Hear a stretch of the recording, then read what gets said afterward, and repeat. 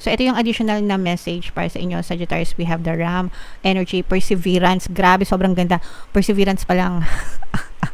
Ang ganda-ganda na. Pag sinabing perseverance, guys, yung pagtsatsaga, no?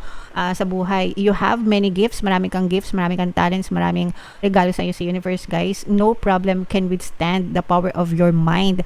Nako, guys, wala kayong hindi kakayanin. Nalampasan sa buhay, mga pagsubok, mga challenges, kayang-kaya niya dahil sa power of your mind, dahil sa inyong kapangyarihan, mga kapiksi. Sabi ko nga sa inyo, guys, no? You can be, do, and have anything that you want, guys.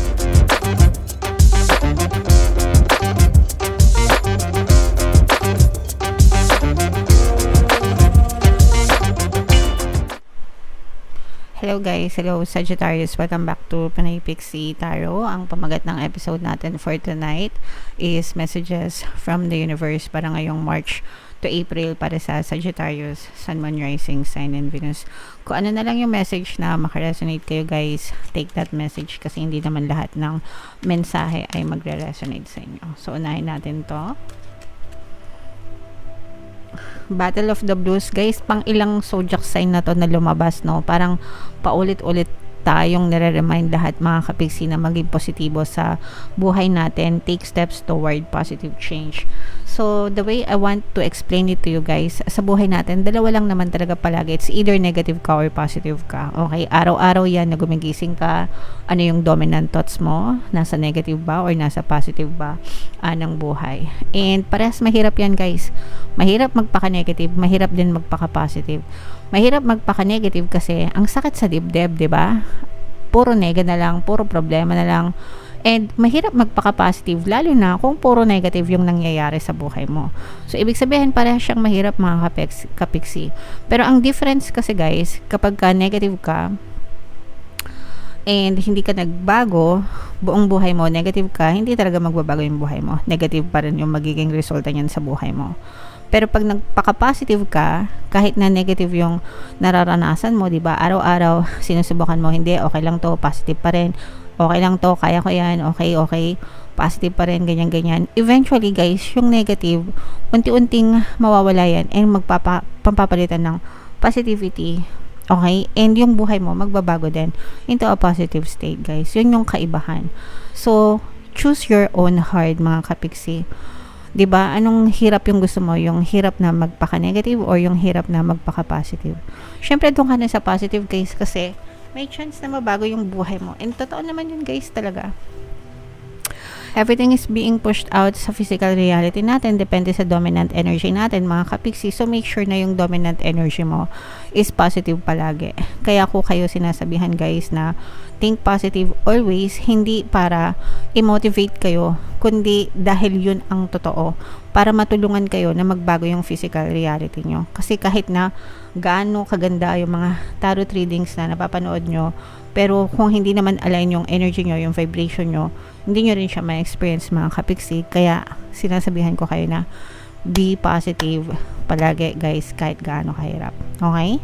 Alright. So yan yung first message sa inyo. Sana naintindihan nyo, Sagittarius. Sana makatulong. And yung another message, guys, set your goals, no? Leadership. So nandito pa lang tayo sa first quarter, March. Papasok pa lang tayo ng second quarter. Napaka-aga pa. Napakarami nyo pang pwedeng gawin for the rest of 2025. Kung di pa kayo nakapag-set ng goals, mga kapiksi, this is the best time for you to set your goals for the rest of the year, di ba? Yung mga short-term goals nyo at saka yung mga long-term goals nyo, guys, iset nyo na yan. Planuhin nyo mabuti para magkaroon kayo ng direction sa buhay, guys. Maganda kasi yung nagpaplano. Meron kayong blueprint, di ba? Meron kayong guide, and meron kayong strategic planning. Mapupush kayo na kumilos based on your desired outcome, 'di ba? So kapag ka ganun, syempre makikita kayo ng positibong resulta kaysa dun sa bala na wala lang, 'di ba? So wala kayong binabago, kaya wala ring mangyayaring pagbabago sa buhay nyo. Unless kapag ka may plano kayo, yung buong attention nyo, yung energy nyo nandun, so definitely pwedeng magbago din yung buhay nyo, okay? So set your goals, guys. Comment down below sa mga nakapag-set na ng goals sa buhay nila. Sagittarius. raise your standards mga kapiksi, no? We have the peacock energy. Ito, sobrang ganda na to, guys. Always remember na you deserve all the best things in this world mga kapiksi, no? Huwag kayong magsettle sa mga kung ano-ano lang. Huwag nyong limitahan yung sarili nyo mga kapiksi. You can be, do, and have anything that you want in your physical reality. Deserve nyo lahat ng the best, guys. All the amazing and all the greatest things, experiences in this world mga kapiksi. Kayang-kaya nyo ma-achieve yan. Basta wag nyo limitahan yung sarili nyo and i-claim nyo na lahat yan, i-declare nyo yan, guys, kay universe. Bahagi kayo ng co-creation sa buhay nyo, yung buhay na gusto nyong ma-achieve sa buhay, guys. 50% niyan ang gagaling sa inyo and the other 50% is coming from the universe mga kapiksi. So yung 50% ang nagaling sa iyo, ibigay mo na lahat ng the best mo, guys, okay? Lahat i-declare mo na mga kapiksi ko ano talaga yung gusto mo, and just send it out to the universe and let the universe do its work for you para ibigay niya yan sa inyo, Sagittarius, okay? Alright. And another message, guys, seek clarity. Hindi naman ito magre-resonate lahat sa lahat, guys, pero if naka-resonate kayo, comment down below. Baka may mga bagay na naguguluhan kayo sa buhay, so magdasal kayo para magkaroon kayo ng clarity. Kung meron kayong mga kailangang kausapin na tao, or maghanap sa ng mga coaches, mentors, or mga gurus, or mga communities, mga expert, guys, gawin nyo hanggang sa mahanap nyo yung sagot sa mga bagay na naguguluhan kayo, okay? So, kaya nga sabi, ask and it shall be given, no? Kung ano yung hinahanap nyo, yun yung ibibigay sa inyo, Sagittarius.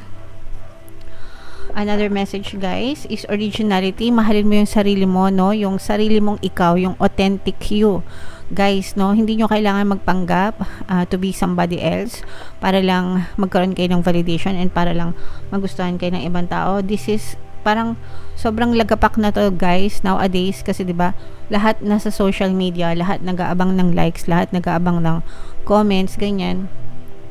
Naghahanap ng attention, seeking validation from other people, even from strangers, 'di ba? So, wag ganun mga kapiksi. If you love yourself and ilabas mo yung totoong ikaw, people will also love you the way for who you are, guys. Okay? So, mas okay na yun na mahal tayo ng ibang tao dahil yun tayo, kaysa naman sa magpanggap tayo pero hindi naman talaga tayo ganun, di ba? So, para lang magustuhan. Wag ganun, guys. And, Sagittarius, children, excuse me. So, sa mga kapiksi natin na may mga anak, may mga pamangkin, inaanak, nakabatang kapatid. So, kung may mga anak or bata sa paligid nyo, mga kapiksi, you have to stay focus on them, focus your attention to them, kasi baka reach out to them, mga kapiksi, and be there for them, kasi baka may mga pinagdadaanan na pala sila sa buhay nila na hindi nyo pa alam, and walang tutulong sa kanila kundi tayo yung dapat na tumutulong and unang gumagabay sa kanila, mga kapiksi. Sometimes yung mga bata, kahit yung mga toddlers pa or yung maliliit pa, diba, hindi lang sila nagsasalita, mga kapiksi, pero iba yan, guys, no? Iba. So, sometimes kinikim-kim lang nila and meron sila mga assumptions sa isip nila, and sometimes may mga pinagdadaanan sila hindi masabi sa mga magulang. So, reach out to them, talk to them, mga kapiksi. Baka mamaya may mga nabubuli na pala sa kanila, guys. So, agapan nyo bago pa mahuli ang lahat. Alright? Okay. And, bunot pa tayo ng isang card dito, guys. Habang sinashuffle ko to, panoorin nyo muna yung video natin regarding sa ating paano mag-manifest ng abundance video course. Kapiksi, sawa ka na ba sa mga struggles at hirap sa buhay mo? Masipag ka ba at masikap sa buhay ngunit hindi ka pa rin umaasenso?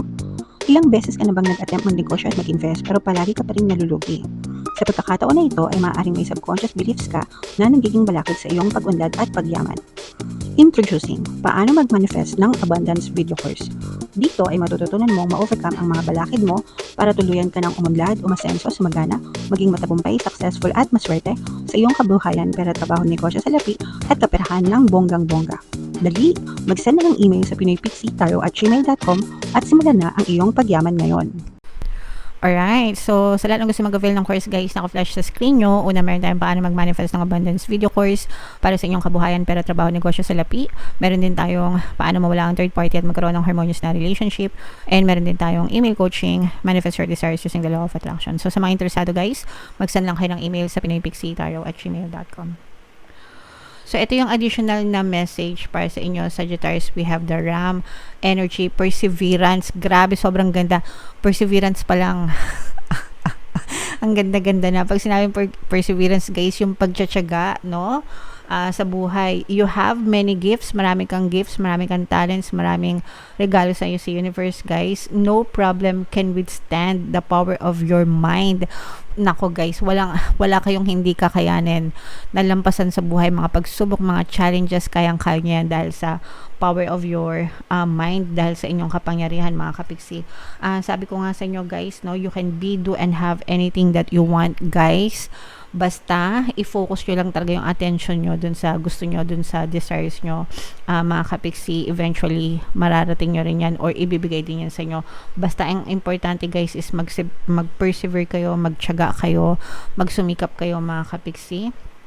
With patience, you can reach your mountain top. Okay? So, again, itong mga standards na to guys, yung sinabi ko nga sa inyo, taasan nyo yung standards nyo sa buhay, yung mga pangarap nyo, kung ano na yung pinakamaganda, taasan nyo na, yun yung ibigay nyo sa sarili nyo, and the universe will also grant you those, mga kapiksi, no? Basta magtiyaga lang, guys, you can reach mountain top.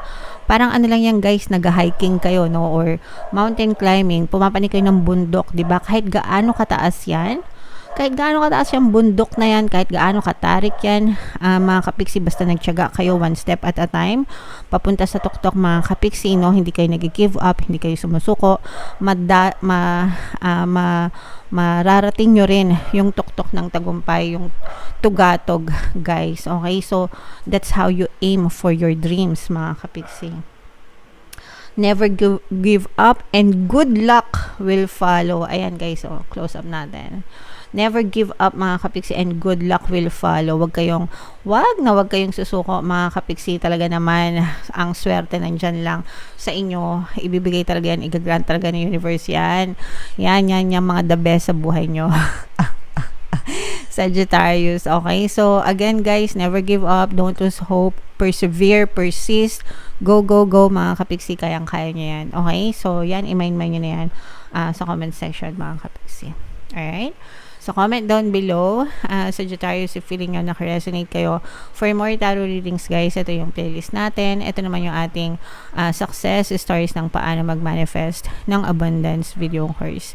Click here to subscribe, guys. Ito yung ating mga pampaswerte subliminals.